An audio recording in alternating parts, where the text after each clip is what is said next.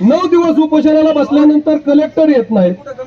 तिथं त्यांना माहिती होत नाही, हा अत्यंत गंभीर विषय आहे। या तालुक्याचा लोकप्रतिनिधी, या तालुक्याच्या लोकप्रतिनिधींनी सुद्धा इथं भेट दिलेली नाही, म्हणून धनगर समाजाच्या बांधवांनी असणाऱ्या लोकप्रतिनिधींना सुद्धा 2024 ला गाडलं पाहिजे।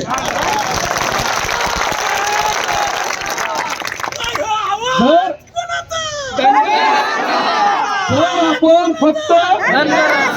मतदान या लोकांना करतो, त्यावेळेस मी तुम्हाला सर्व समाज बांधवांना विनंती करतो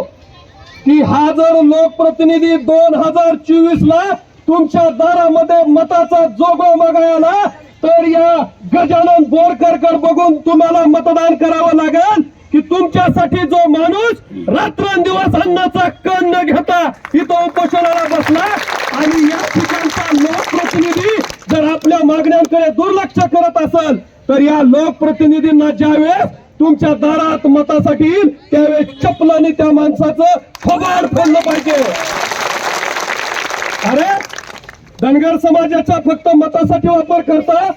आणि आमची पोरं समाजासाठी आरक्षण मागितले। आम्हाला माहितीये आरक्षण कुठं मिळणार आहे, फक्त तुम्ही तुमचं काम करावं या भूमिकेत आम्ही, आम्हाला माहिती आमचा प्रश्न कुठं सुटणार आहे, परंतु तुम्ही मूर्खासारखं जर वागणार असाल तर येणाऱ्या काळात हा समाज तुम्हाला सोडणार नाही, या भूमिकेतून आम्ही काम करू। आज या ठिकाणी आता आम्ही आमची सर्वजण नेते मंडळी बसून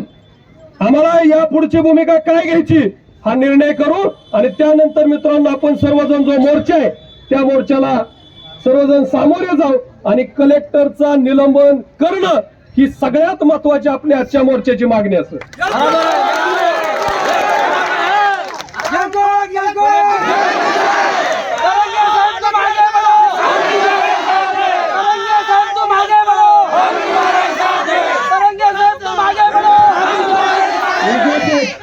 आता आम्ही आमचं उपोषण सोडत नाही, आम्ही आमचा जो मोर्चा आहे त्या मोर्चामध्ये आमच्या उपोषणकर्त्यांना सहभागी करतोय आणि तुम्ही त्या ठिकाणी मोर्चाचं निवेदन घ्यायला, कुठे आहे आपला मोर्चा, नगरपालिकेपाशी तुम्ही स्वतः उपस्थित राहायचं, आमच्या उपोषणकर्ते त्याच्यामध्ये आमच्या सगळ्यांबरोबर सहभागी होतील आणि पुन्हा आम्हाला तिथं काय करायचं तो निर्णय आम्ही तिथं जाहीर करू। बरोबर आहे, बरोबर आहे।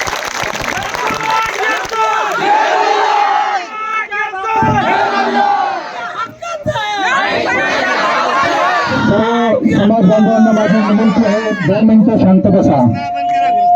कारण आपण या ठिकाणी आपल्या मागण्या पदरात पाडून घेण्यासाठी आपण या ठिकाणी आपले गजानन भाऊ बोरकर गेली 9 दिवसापासून या ठिकाणी अमर उपोषणाला बसलेले आहेत आणि त्यानिमित्तानं आपण सर्वजण या ठिकाणी